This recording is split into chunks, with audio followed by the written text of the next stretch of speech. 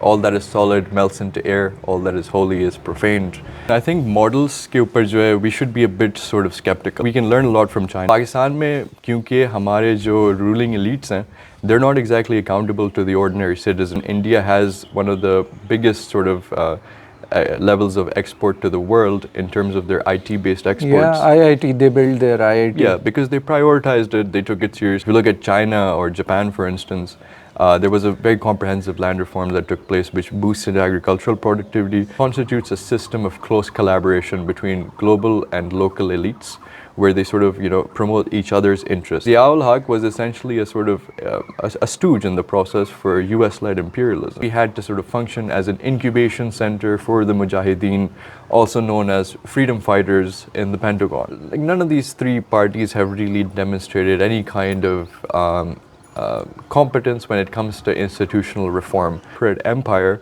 is very vast, very sort of flourishing empire with Fauji fertilizers and DHA and so on and so forth, right? Askari Bank and this and that. You have Aurat March, you have grassroots left organizations like the Hukuk-e-Khalq movement, you have the Awami Workers Party, you have the Mazdoor Kisan Party. I think all of these kinds of initiatives should ideally in the future come under one umbrella. So the antidote to becoming a political ideologue, as the question says, is to expose yourself to different points of view. And what is the meaning of life to Mr. Abbas?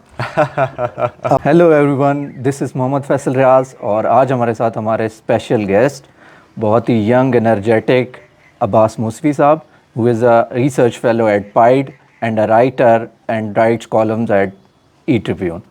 Hello Abbas, how are you doing? Hi, I'm good. Happy to be with you today. Welcome to our show. Thank you.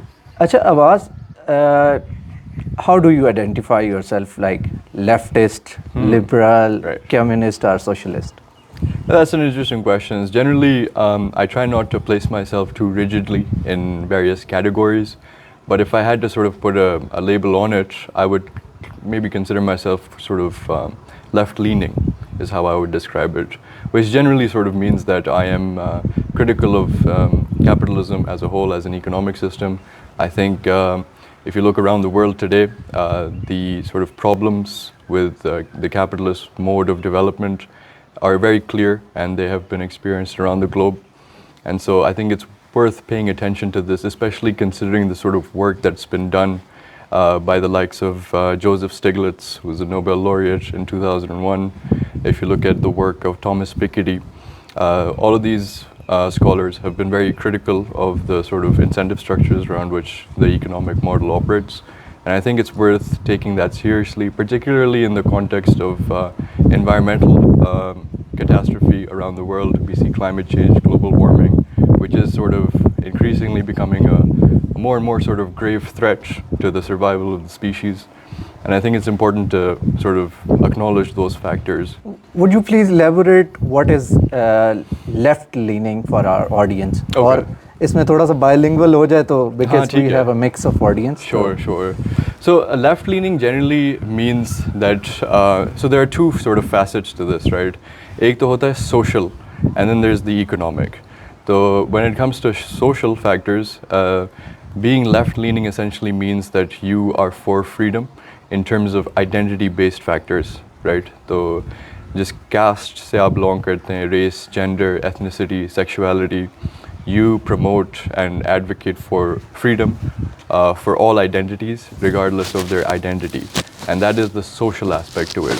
The economic aspect to it is about property rights. Ultimately, capitalism is an economic system that is fundamentally premised upon property rights and upon ideas like free trade, ideas like the promotion of the market system, and so on and so forth. And if you are sort of critical of those factors, and if you prioritize things like redistribution of income, if you prioritize things like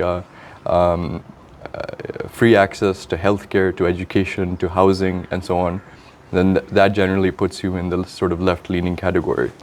So, जो Chinese model है, yes, do you think वो आप उसी तरह से यही बात कर रहे हैं कि वो जो Chinese model है वो that is sort of left-leaning?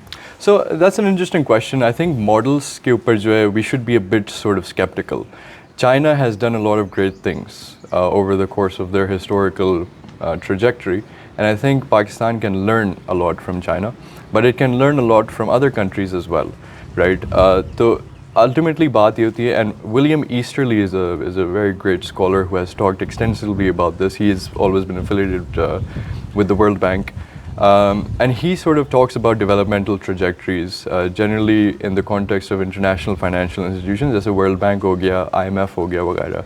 तो वो ये बात करता है कि जो मॉडल ये लोग प्रमोट करते हैं, particularly in the developing world, this is a one size fit all model. एक उनके पास एक general format होता है, एक framework होता है, and they promote that in all areas of the world, चाहे वो Latin America हो, चाहे वो Sub-Saharan Africa हो, South Asia हो. So they see regions in which they're operating as blank slates to impose theories upon. And I think this is mistaken, right? Because every context is different. Every country has its own unique issues, unique problems, unique historical trajectories. And I think it's important to approach governance from a perspective where you are sort of responding to the concerns that are being presented to you in real time instead of relying on some standard model, right? So I think we can learn a lot from China. I think their sort of model of development would be considered a sort of state-led capitalist development model. And if you look at Xi Jinping's autobiography, he talks about his economic system, and he says that they are currently going through a transitionary phase from the sort of previous model that they had, which was very much state-led, to a more sort of intermediary stage before they move to full sort of communism. And that is their sort of long-term objective. And Xi Jinping is very clear about this, about his intentions, about where to take the economy. So, ये है कि जो general, let's say कि general एक capitalist model है या एक communist model है, socialist model है, वो किसी उस पे apply नहीं हो सकता. They are more theories. Yes, yes. तो अच्छा, अगर हम पाकिस्तानी उसमें देखें कॉन्टेक्स्ट में, तो यहाँ पे कभी नेशनलाइजेशन की जाती है इंस्टीट्यूशंस की, कभी प्राइवेटाइजेशन की जाती है, और एक्सपेरिमेंट क्या वो थ्योरेटिकली किए जाते हैं या थ्योरीज को अप्लाई किया जाता है, और हमारे में वो एक इनकॉम्पिटेंस है जिसकी वजह से हम हर दफ़ा फेल हो जाते हैं, या हिस्टोरिकली हम अपने बैकग्राउंड को नहीं देखते कि हम किस तरह से शेप हमारा एक है एक हिस्टोरिकल उसमें. I think it's a bit of both, to be honest. क्योंकि जो भी हम मॉडल अपनाने की कोशिश करते भी हैं, we don't ever do it in its full, capacity ever. And this has always been the case historically. आप देखें, both nationalization during the 70s and privatization in the 80s onwards, they were kind of half-hearted efforts, right? हमने दोनों चीज़ें we didn't really do properly. We didn't really go the full extent of it. So I think incompetence is a very important part of this, but incompetence is fundamentally linked to governance, right? Ruling elites will be incentivized to perform, to prioritize effective service delivery if they know that they have a chance of coming back into power for subsequent terms, if they're able to demonstrate their sort of results वगैरह. पाकिस्तान में क्योंकि हमारे जो ruling elites हैं, they're not exactly accountable to the ordinary citizenry. They're accountable to 4 or 5 power centers, right? जिसमें ये security apparatus आ जाता है, जिसमें landlords आ जाते हैं, big landlords, जिसमें हमारे industrial tycoons आ जाते हैं, these big sort of rent-seeking industrialists, जिसमें international financial institutions आ जाते हैं. So our ruling elites have always approached governance to please these sort of 4 or 5 power centers instead of prioritizing service delivery for the ordinary citizen. And so that is primarily why when it comes to policy, and particularly the implementation of policy, we have always failed to actually deliver on any of those fronts.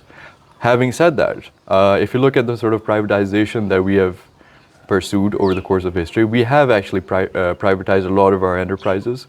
And this was primarily in response to the sort of prescriptions that were presented to us by the IMF in particular, right? And the sort of justification, the reasoning that the IMF presented to us for privatization was to control our fiscal account deficit, which has always been a problem for us historically. Now, but if you look at the sort of results of that, it didn't actually work out, right? We have privatized about over 240 enterprises over the course of our history. but our fiscal account deficit is currently still where it was previously, right?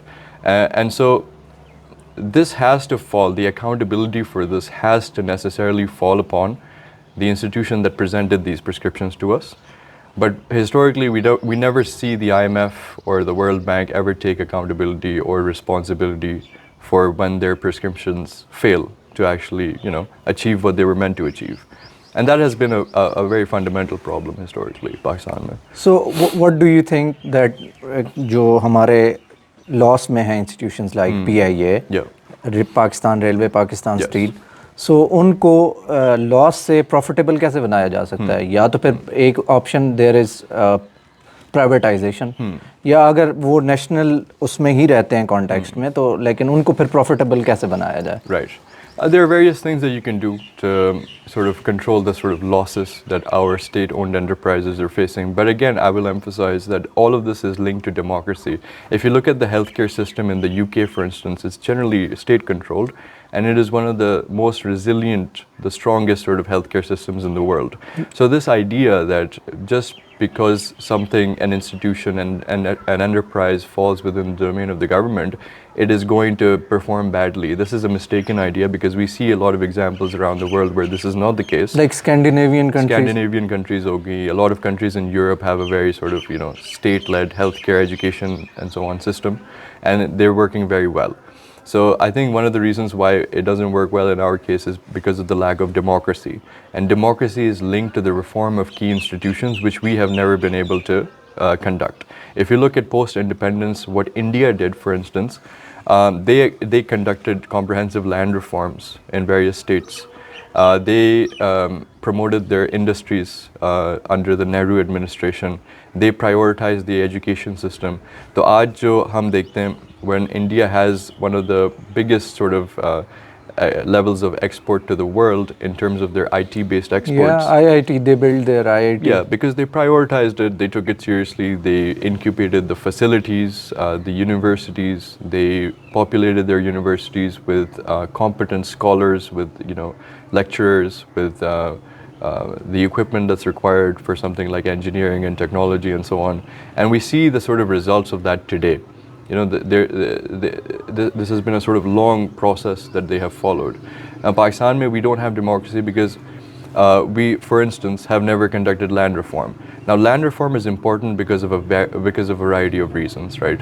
One is that it is intrinsically linked to agricultural productivity, right? I think the stat is currently that 5% of landlords own about over 65% of the land in Pakistan, the agricultural land. And a lot of this is lying dormant, right? And so the reason for this is that these landlords don't really have the incentive to carry out operations in their farmlands and promote sort of productivity and so on and so forth, right? Because they just own the land and they're perfectly fine with that. How did they got so much land? This goes back to pre-independence times during the world wars and so on, when the British were here, our friends and colonizers. A lot of these families that were also part of the ruling elite at that time participated in World War II in particular, and in exchange for that, they were sort of rewarded with land allotments, and they sort of passed it on to their generations, and the sort of land holdings have been concentrated throughout our history because of that, because it just goes from generation to generation. If you look at China or Japan, for instance, there was a very comprehensive land reform that took place which boosted agricultural productivity. When you boost agricultural productivity, then you have more input for the industrial sector. And then when you have more input for the industrial sector, you can pursue value-added products in the industrial sector that you can use to promote exports to the global market. Pakistan में तो देखें कि बड़ा मुश्किल है. It's too difficult के land reforms लाए जाएं. अगर किए भी जाते हैं तो वो they are selective. Yes. Just like Bhutto did. तो what do you think कि वहाँ challenges कहाँ पे हैं कि ये करना मुश्किल हो जाता है? Like mainly तो वो ruling है वही है. Yes, of course. I think one of the reasons we haven't been able to pursue land reform in Pakistan is because during the Zia-ul-Haq regime, land reform and in more generally private property was, the sanctity of private property, I should say, was linked to religious ideals and religious values. And so beyond that point, it became very difficult to challenge this idea, right? Because when you link something to religion, when you link it to Islam and so on and so forth, then it becomes a controversial area. Then it's not a policy issue anymore. It's all of a sudden it's a religious issue now, right? So it becomes a very sort of sensitive topic to talk about, and that is one of the reasons fundamentally that we haven't been able to pursue land reform. I think if we want to go into that direction, the only sort of possible way that I see is that there has to be a bottom-up push for it from society as a whole, for which, you know, the academic community plays a big role, the media community plays a big role, you know, raising awareness for its importance, making a case for it, and popularizing it among the public so that you can have a push for this kind of reform movement in Pakistan. Because the ruling elites currently don't really have the incentive to do so. They are perfectly happy with the way things are, with the status quo. It serves them very well. Agriculture is not even taxed in Pakistan properly, right? So if I have large plots of land, it works out very well for me because it's not even taxed, right? So whether it's lying dormant or whether I'm using it, it's one and the same thing for me, right?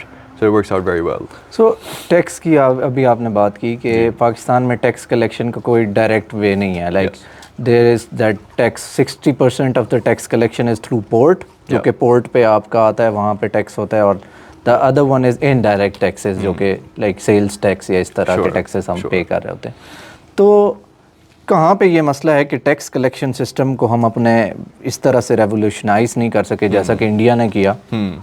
तो क्योंकि mainly तो हम एक रेंटियर state थे और जो हम dates पे चल रहे थे या डेट पे या फॉरेन एड पे, तो हम वैसे फिर अगर हम अभी रिफॉर्म लाना चाहें तो वो कैसे लाया जा सकता है? I think one of the main reasons we haven't been able to raise the sort of tax revenues that we get is because we have a very large and flourishing informal economy in Pakistan, right?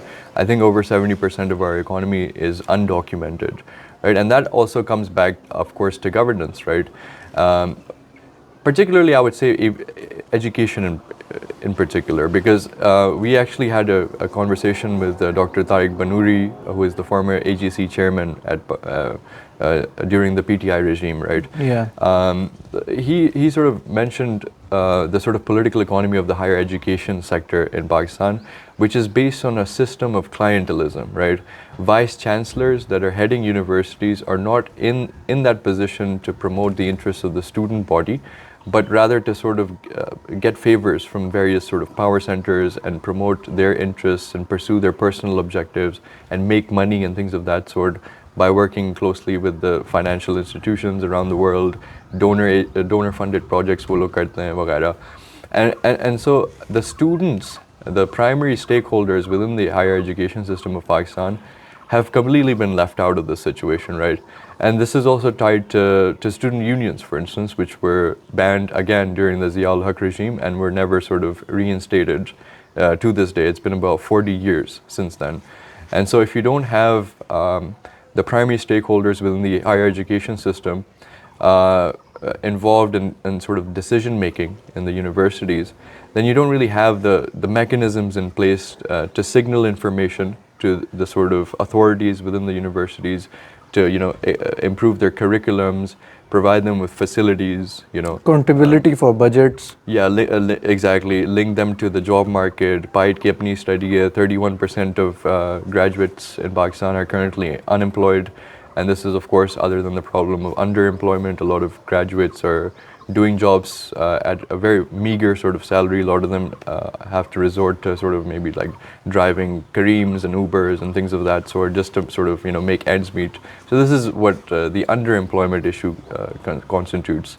So if you don't have like a sort of proper workforce that you're incubating, just India mein karta hai, then naturally you'll always have a very informal economy, just with street vendors ki economy hogi, and you'll have like, you know, those kinds of activities sort of undocumented, which are generally impossible to tax, right?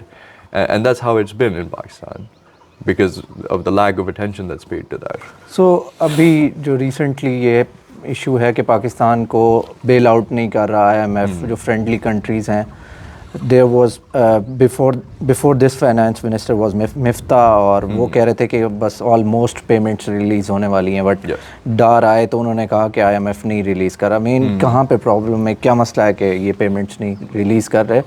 और अगर payments release नहीं होती और कोई friendly country bail out नहीं करता तो what would be the consequences for that?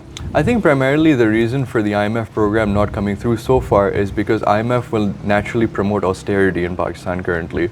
Austerity generally refers to a situation where the government will reduce its expenditures and raise taxes. And most of the burden for this will fall on the general population, particularly the working class, right? And because elections are just around the corner towards the end of this year, the IMF program, going ahead with it for the PMLN, the PDM government, if you want to call it that, this will be sort of able function to completely kill their credibility, their popularity just before the elections, right? And so that's how they're sort of approaching it. Naturally, IMF has always had the same sort of approach with austerity and so on. They have primarily three objectives. If you look at their programs in Pakistan, 23, 24 programs so far, they have three primary objectives. One is to control the current account deficit, the other is to control the fiscal deficit, and the third is to control the rate of inflation, right? And they're very clear about that objective, and they will naturally, inevitably promote that with every program. But this generally, it reflects negatively on the government because the largest sort of burden of this is going to come in the form of indirect taxation, which is, a regressive tax which falls primarily on the vulnerable sort of communities of Pakistan. So आपके ख्याल से कि मतलब कि ये जो है government वो ये चाहती है कि भाई हम ज़्यादा से ज़्यादा सब्सिडीज़ दें जो कि आईएमएफ की पॉलिसीज़ के अगेंस्ट है। Yes. और ये वो कहते हैं कि मतलब अगर आपको हम लेट्स से कि हम एक पेमेंट दे रहे हैं तो उसको आप कैसे कलेक्ट करके हमें रिटर्न में देंगे, तो ये इश्यूज़ हैं। Yes, for sure, exactly. और एक जो आईएमएफ है दे से कि हम लोग जो डिसीजंस हमारे होते हैं they are totally economic not political. So do you think is that true? Okay, of course that's not true at all. I think this is completely mistaken. Great example of this is the ongoing sort of conflict in Ukraine, Russia. IMF recently approved a $15 billion loan to the Ukraine for their situation over there. Now, there is no economic justification for this, right? And this is a very clear example that we're seeing in real time. So I think it's important to understand how the IMF functions, right? The IMF constitutes shareholdings from various countries around the world.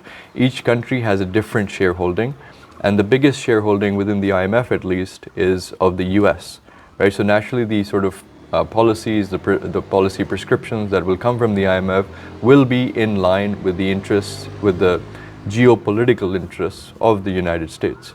And this is what the IMF has been doing historically. It's also worth understanding the sort of the reasons for why the IMF came into existence in the first place. And this was right after World War II and the Bretton Woods conference. The reasoning for the IMF was to function to sort of pursue stabilization for countries that were facing difficulties economically, to sort of like funnel money into these countries through short-term loans so that they can stabilize over time. And they didn't have strict conditionalities in place, right? So they had a lot of flexibility when it came to negotiation with governments around the world and so on and so forth. And this was very much based on a Keynesian economics approach, which states that the government has a central role in both fiscal and monetary policy. But following the Washington Consensus in 1989, the IMF's approach drastically changed. And this was the sort of neoliberal turn, is what they call it. And the three primary facets of neoliberalism are privatization, deregulation, and trade liberalization, right? And so following the Washington Consensus, it became very much based on conditionalities. There was a sense of rigidity within the IMF's prescriptions. There wasn't too much room for countries and their governments to maneuver according to their specific needs. If they wanted these loans, they would have to naturally adhere to the policies that the IMF was stating to them. And this has been the case since 1989. And for countries like Pakistan, for countries like sub-Saharan African countries, Latin American countries, you see a general pattern throughout where wherever the IMF has sort of come in and imposed austerity measures, the situation has generally gotten worse for them, right? And this, of course, it can't entirely be blamed on international financial institutions. Some of the blame, of course, has to be borne by our own ruling elites, which have been very much ensconced in the whole rentier economy model, where they sort of look at how they can sort of maximize their personal gains instead of pursuing sustainable, inclusive development that would work for everybody. So it's a combination of both. But of course, like, we can't be naive about the situation either, right? Dependency theory, one of my favorite scholars is Emanuel Wallerstein, who talked about dependency theory. If I had to sum it up, it constitutes a system of close collaboration between global and local elites, where they sort of promote each other's interests. So global elites, global bureaucrats in particular that are working in international financial institutions, they will come in and they will sort of dictate terms to local elites who will promote their policies at the expense of the nation at large, right? So it's a form of control. It's a very structured, where you have core countries, you have peripheral countries, and you have semi-peripheral countries. And it's a very structured system in the international division of labor. And that is how it's been throughout.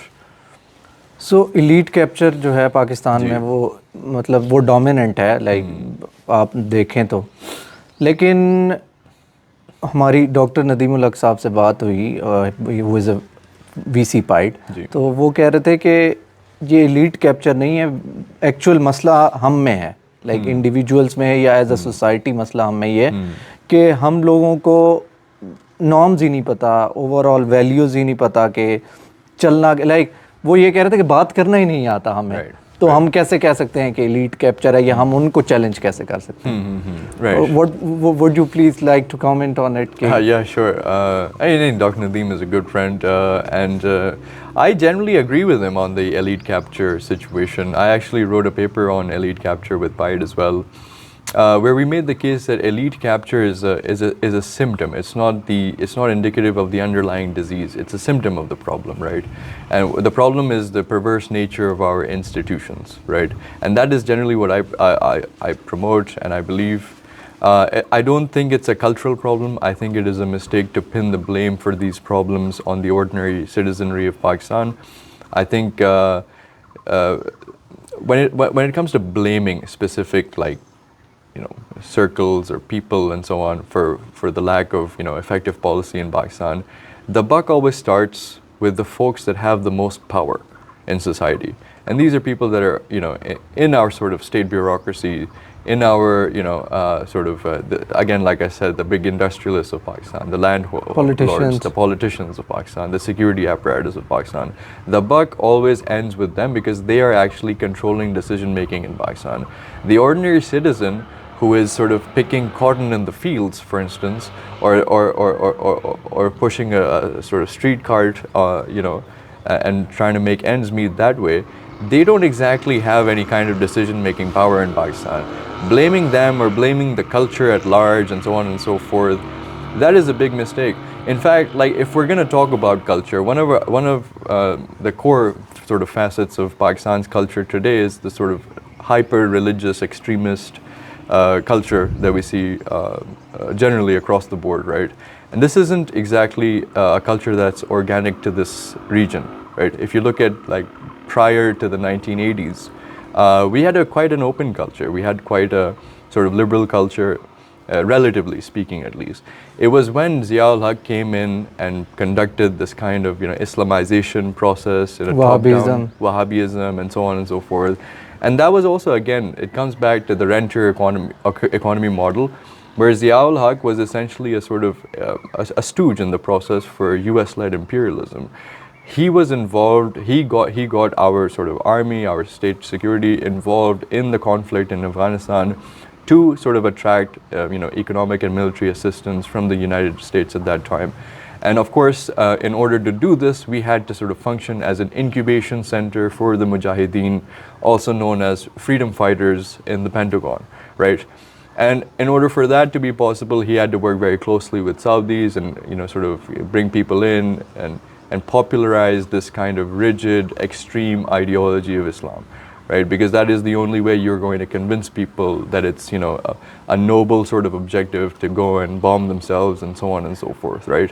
And so again, if you're going to talk about why the culture is the way it is today, the buck always ends with the ruling elites. And the biggest sort of power center in Pakistan currently is the security apparatus. I think we have to be very clear about this.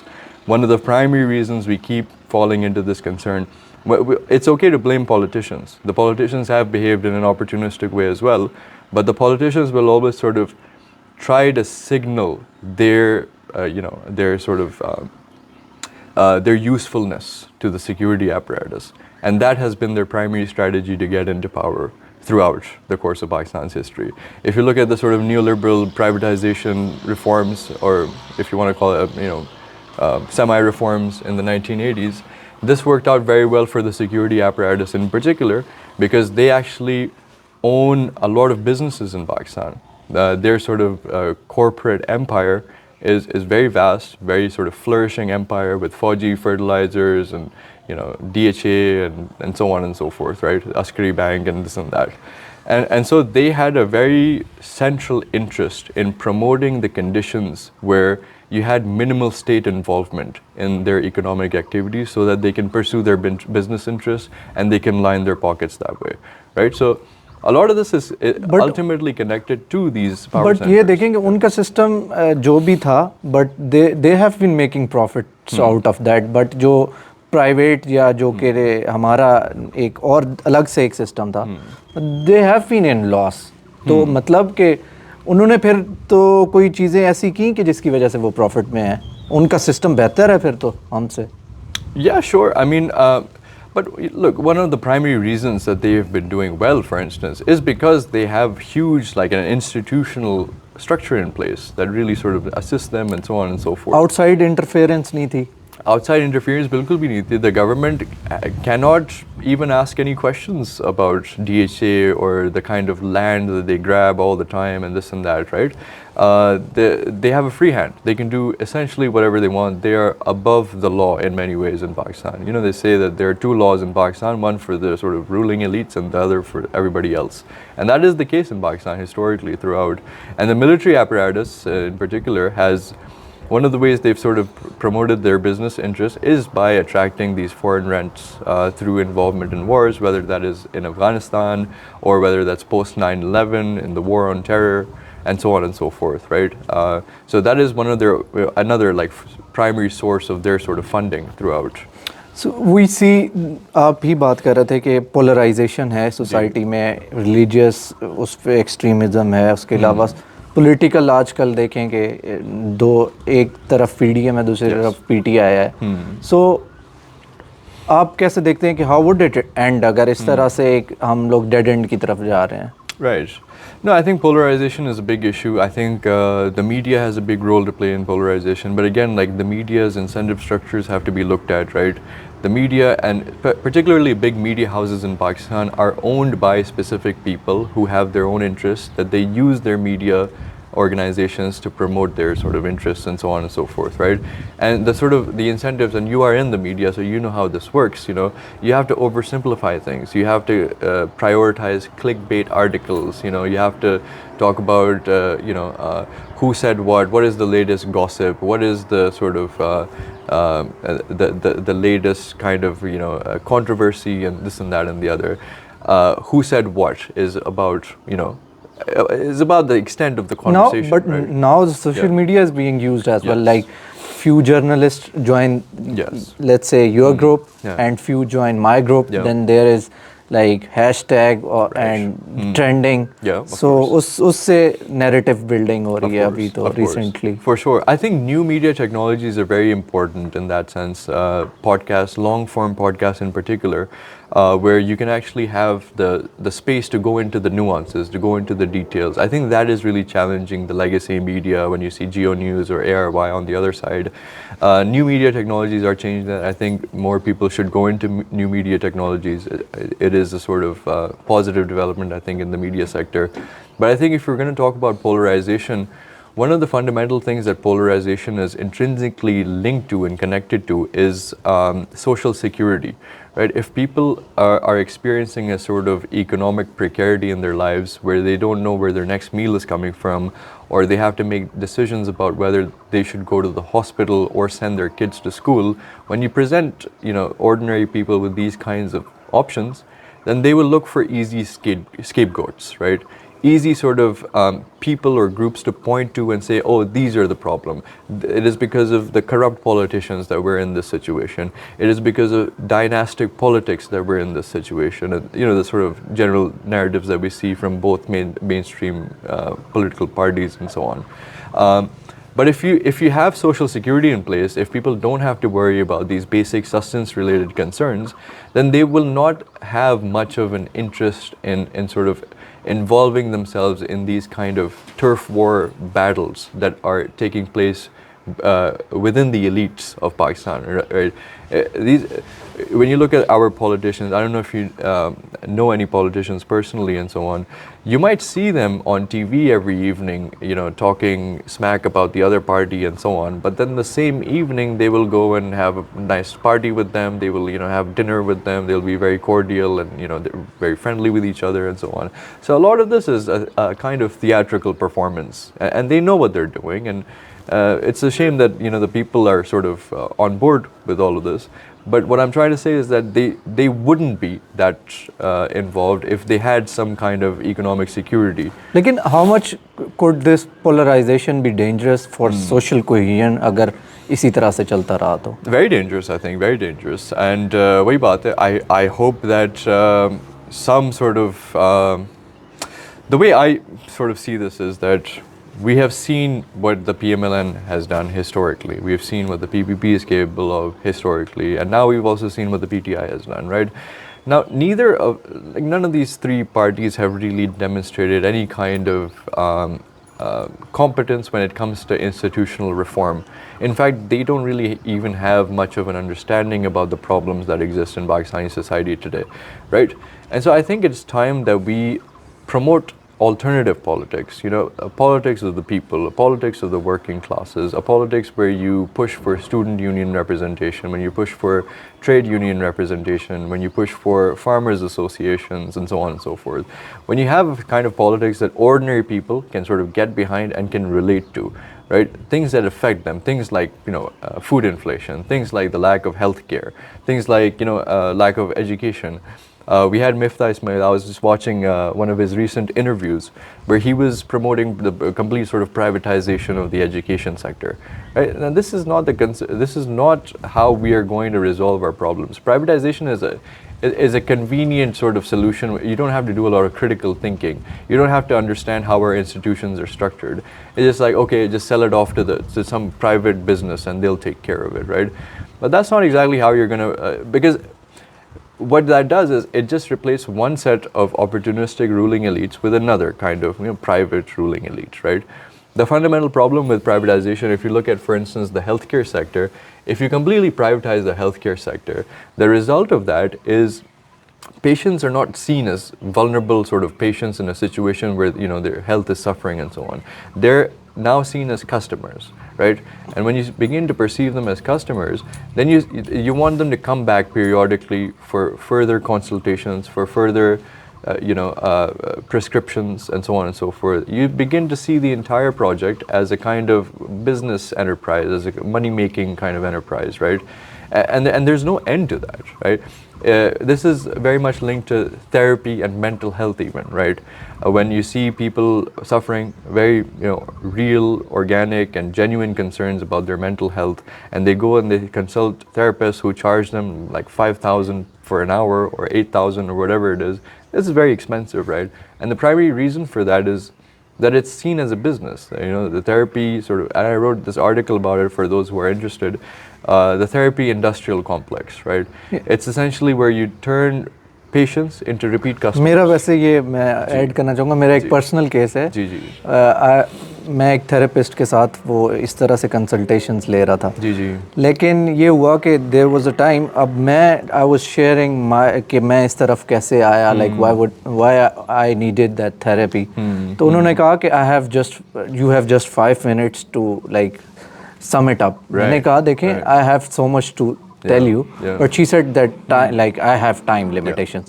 So after that I quit therapy with that person, क्योंकि उसकी वजह यही थी कि like I was angry that she is not considering me as like sort of like she didn't have any sympathy for me. 100%, and that is the fundamental reason for the failure of the privatized model. It's because you sort of have a situation where customers they're coming in, they're consulting, but the doctor, the psychiatrist or the psychologist is always going to be thinking about, okay, how can I just like get rid of this person as soon as possible so the next person can come in and I can maximize my sort of revenues or the revenues of whatever firm I'm working with and so on, right? So the incentives of that sort of model are completely skewed, right? They can never sort of offer a sustainable solution to your problem. In fact, if you look at the function that the sort of the therapy model serves in society, it serves to individualize societal level problems, right? So one of the reasons somebody might be going to seek therapy is because they might not have had the opportunity to go to school, and they might be feeling left out, left behind because of that, right? And this is a societal economic problem, right? But what the therapist will tell them is, no, there's something wrong with your interpretation of this situation. There's something wrong with how you were coping with this situation. Here, take this pill, take this pill, you'll feel better. Come back to me 2 weeks down the road, I'll give you more pills. And these pills, they're sort of structured to make you more and more dependent, right? So naturally, you will start coming more and more often. And this works out very well for the pharmaceutical industry, this works out very well for the insurance industry, for the healthcare industry, and so on and so forth. So a lot of this it'll take societal level problems and the kind of problems that governments should be addressing, and they'll sort of relegate them to the private sector and turn them into business sort of enterprises. So, one last question. Yeah. कि at these challenging times कि आप students को और जो young लोग हैं उनका what should be their role in the society इस टाइम पे? I think students, one of the sort of primary maybe pieces of advice that I'd give students, young people in particular, is to read a lot, to try to improve their knowledge and sort of develop their ability to articulate themselves, right? Speaking is a very powerful tool that you can use to influence the world around you, that you can use to sort of play an active role and mold your situation and try to improve the situation of the people around you, right? That is very important. Discipline yourselves a bit, take things seriously, right? And not see yourself as a passive spectator in society, just to see yourself as, a very important sort of a part of society that actually plays a role in shaping it over time and like so on. They should act as stakeholders. They should act as stakeholders, exactly. That's very well put, for sure. So we have last session जिसमें हमारी जो audience है, Okay. उन्होंने questions पूछे हैं. Are these the ones on Twitter? Yeah. Oh, okay. Maybe you might have like आपने I saw a few of them, yeah. The first question is from Mahmood Khalid. Learning from history is good, but is it really practical? If that was the case, world would already become heaven.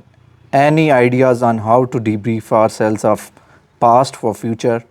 IMF is one good example of not practically learning from history. Yes, of course, for sure. I think history is very important because there's this great quote where it says that you study history in order to not to repeat the mistakes of the past, right? And if you look at Pakistan's historical trajectory, particularly after the sort of neoliberal turn, now this is something that mainstream economists, for whatever reason, they do not want to take seriously, right? They don't want to acknowledge the fact that IMF-led prescriptions and their sort of developmental model, which is based on neoclassical economic theory, has failed on a large scale around the world, not just in Pakistan.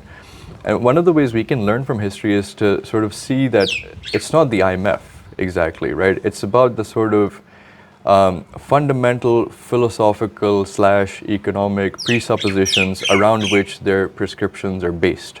And we should challenge those prescriptions, right? And it's important to sort of learn from those kinds of errors, to learn from the kinds of, like, for instance, like the two instances in which we tried to pursue land reform, where we imposed ceilings, right? Now, one of the ways most landlords got away with that was that they sort of just transferred ownership to their family members or their friends and so on, just so that they could come underneath the ceiling, so they don't have to, like, distribute their land anywhere.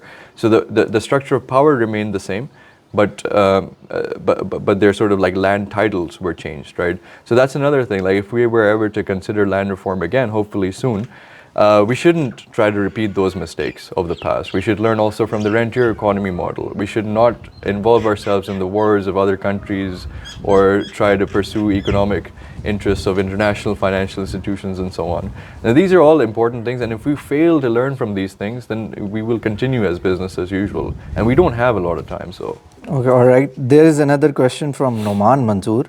Is there anyone you think is seriously doing something substantial to improve the country from current economic crisis? Well, I don't think anybody in the power corridors is currently doing that, primarily because of the incentives around which they operate. But again, I will emphasize that I think there are a lot of grassroots organizations that are working in Pakistan.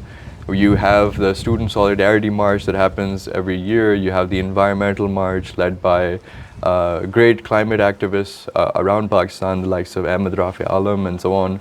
You have Aurat March, you have grassroots left organizations like the Hukuk-e-Khalq movement, you have the Awami Workers Party, you have the Mazdoor Kisan Party. I think all of these kinds of initiatives should ideally in the future come under one umbrella and sort of consolidate their political objectives and to sort of pursue politics as one sort of consolidated whole rather than doing their own sort of things. And I think all of these organizations, if you look at like Aurat March, for example, every subsequent year the Aurat March experiences more and more successes, right? It gets a little bigger every year. And I think it has achieved a lot in terms of challenging entrenched patriarchal norms in society. And all of this is happening, and I think it's good. All of this should be paid attention to. What is the meaning of life to Mr. Abbas? A political perspective. A political perspective. Acha, okay. The meaning of life, I think, for me, has always been to struggle, right? To realize that the world is not all sunshine and rainbows, that a lot of people face a lot of hardship in their lives, and especially if you come from a privileged background, it's important to be aware of the concerns of other people and to sort of try to do what is under your control, what you have the capacity to do, what your privileges have allowed you to do, to push for, you know, a better condition, a better life, a better environment for these people. And for me personally, and I think this is, you know, it's at a political perspective, so definitely get involved in politics, you know, do what you can. How do we atone for the sins of being a man in the post-Dostoevsky 21st century? In the post-Dostoevsky 21st century, very interesting question. I think Dostoevsky, his entire sort of narrative was about how life is fundamentally pain and suffering and how to sort of... And it's interesting because after Dostoevsky passed away, I think... and because he was a devout Catholic himself, I think capitalism has chipped away even further at the kinds of symbolic rituals, traditions, religions that people once, you know, associated meaning and value from. There's this great quote from Karl Marx: "All that is solid melts into air; all that is holy is profaned." You know, and he's talking essentially about the way capitalism completely tears down the sort of structures, the cultures, the traditions that have, you know, historically benefited us. And so I think in today's day and age, I think at the end of the day, you have to struggle, you have to push back, you know, you have to do what you can. So why do some institutes such as LUMS breed political ideologies rather than free-thinking individuals like Mr. Abbas? Oh, so I'm not one of them, is what he's saying. I think at LUMS, I think the sort of culture of teaching at LUMS is generally very good, right? I think one reason why some students might get a bit carried away is because they fail to expose themselves to differing points of view, right? So the way I sort of look at my own sort of intellectual evolution over the years is a lot of people, associate me with the left, with progressive politics and so on. But as much as I have engaged with progressive literature, I think I have engaged equally as much as, non-progressive literature, conservative literature, center-leaning, libertarian literature. I'm a big fan of folks like Robert Nozick and Friedrich Hayek and so on. A lot of people might think that, I have a very sort of animosity towards these types, but I think I've really learned a lot from them. Some of my favorite thinkers are conservatives, the likes of Roger Scruton, from the UK, from folks like Neil Ferguson in the UK. These are all conservative voices that I think I've learned a lot from. So the antidote to becoming a political ideologue, as the question says, is to expose yourself to different points of view and to sort of, this is what Hegel talked about, right? You have a sort of dialectical process that history follows. You have a thesis, you have an antithesis, and then you have a synthesis. I think it's important to look at the different perspectives and how they sort of, bump heads with each other to, move history forward. So last question is, this guy is Hamza Javed. Okay. And he asks, why does Joe Rogan take ice baths first thing in the morning? Is he crazy? Joe Rogan is an interesting one. I don't know, actually. I don't know a lot about ice baths. I've been seeing that there are a lot of health benefits associated with ice baths, particularly in terms of, longevity, in terms of general health and energy and so on. So perhaps that's why Joe Rogan is taking ice baths. Maybe we should try, all of us, to take ice baths at some point. Thank you, Abbas. It Thank was you. great having this conversation. It was a pleasure. Thanks for having me. Appreciate it. Thank you.